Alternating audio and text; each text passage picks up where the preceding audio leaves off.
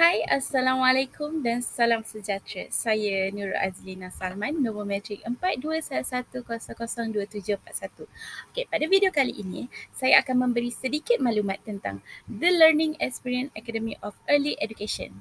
Jadi, kurikulum pusat pembelajaran ini menggunakan aktiviti yang menyeronokkan dan hands-on sepanjang pendidikan awal untuk membantu kanak-kanak mengembangkan intelektual, sosial dan kognitif, atau seperti yang kita katakan, untuk belajar sambil bermain dan berkembang. Baiklah, sekarang kita berada di pintu utama, yang mana setiap ibu bapa akan diberikan kad akses setelah mendaftar anaknya di pusat pembelajaran ini, dan kad akses itulah yang akan membenarkan ibu bapa masuk untuk menghantar dan juga mengambil anak. Setelah ibu bapa masuk ke dalam pintu utama, guru atau pengawal bertugas akan memastikan ibu bapa dan juga anak disanitasi, dan ibu bapa pula juga perlu mengisi borang kehadiran serta menjawab beberapa soalan tentang kesihatan anak sebelum dibawa masuk ke dalam kelas. Jadi apa yang saya boleh katakan, pusat pembelajaran ini sangat mengutamakan kebersihan dan juga keselamatan. Tak lupa juga pada video sebelum ini, pengasas pusat pembelajaran ada menyatakan dia mengasingkan pen bersih dan juga pen yang telah digunakan. Jadi saya rasa ini adalah satu inisiatif oleh pihak pusat pembelajaran untuk menyekat penularan COVID-19. Oh ya, sebelum saya lupa, pusat pembelajaran ini ada menyatakan bahawa untuk mengelakkan kesesakan ibu bapa mengisi borang pada awal pagi, ibu bapa juga boleh ke kemudahan yang tersedia, iaitu pada komputer yang ada di kaunter untuk mengisi segala maklumat anak dan juga kehadiran anak. Jadi di sini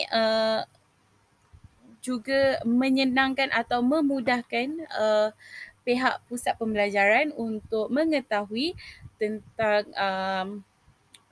berapa jumlah kanak-kanak yang berada di dalam pusat pembelajaran atau kesihatan. Jadi semuanya, orang kata apa, semuanya berada di hujung jari kita, sangat mudah.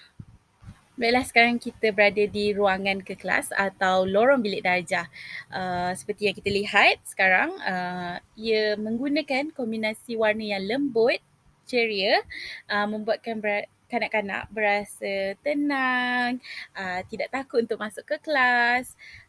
Jadi penggunaan warna yang betul akan membantu mewujudkan suasana yang mengembirakan, dan seperti yang semua tahu, tekstur warna, padanan warna dan sebagainya juga membantu persekitaran pembelajaran untuk kanak-kanak.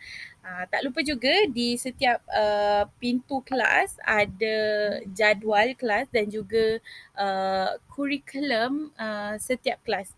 Jadi kat situ dia ada menerangkan tentang permainan, apa yang aktiviti yang dilakukan pada minggu tersebut dan sebagainya.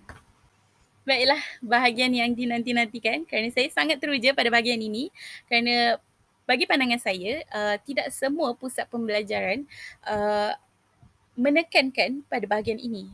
Tetapi pada pusat pembelajaran ini menyediakan bilik khas untuk kanak-kanak berimajinasi dengan cara main peranan.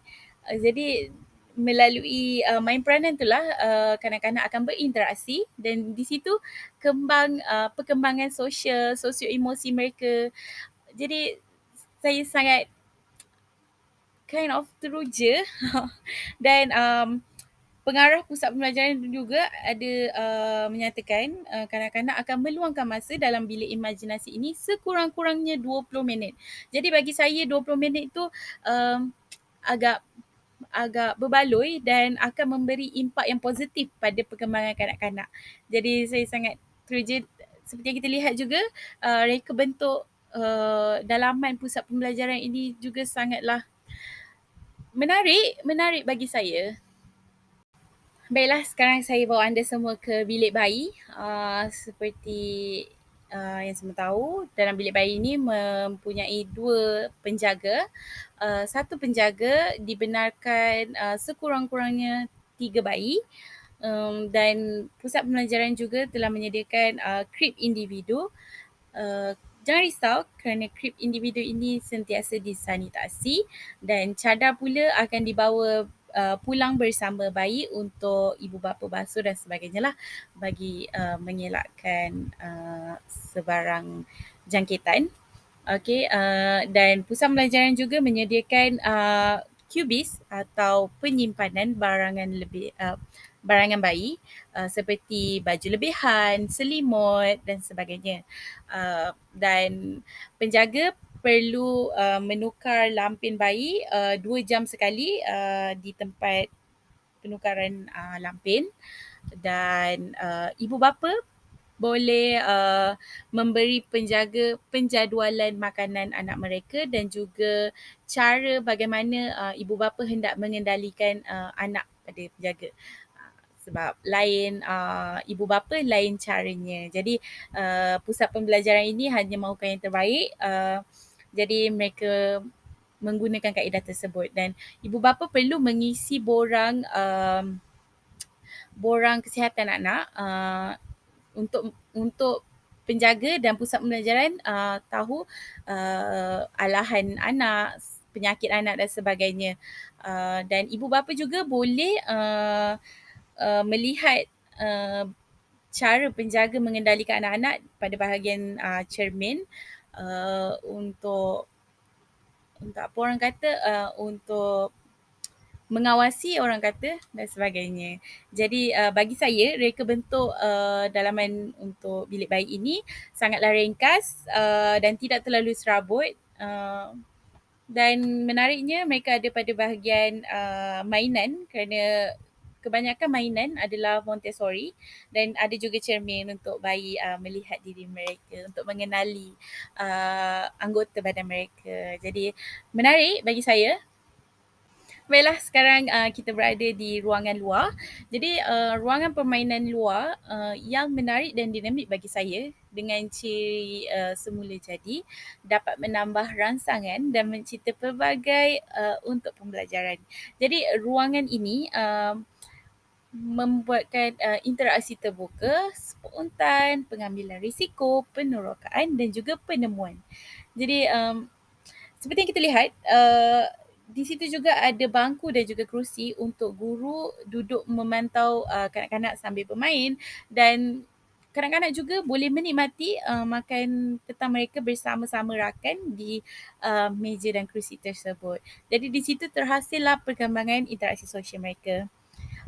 Tak lupa juga pihak pengarah ada menyatakan telah memberi jaminan bahawa keselamatan kanak-kanak terjaga semasa bermain di taman permainan dengan adanya alarm, dan pintu taman permainan telah dikunci dan tidak boleh dibuka dari luar. Jadi perkara ini meyakinkan bahawa tiada kes penculikan dan sebagainya yang akan berlaku sewenang-wenangnya. Mahupun ibu bapa tidak dibenarkan masuk tanpa kebenaran walaupun memiliki akses. Jadi untuk ibu bapa masuk perlu melalui pintu utama sahaja. Jadi bagi saya taska ini, pusat pembelajaran ini sangat mementingkan keselamatan kanak-kanak.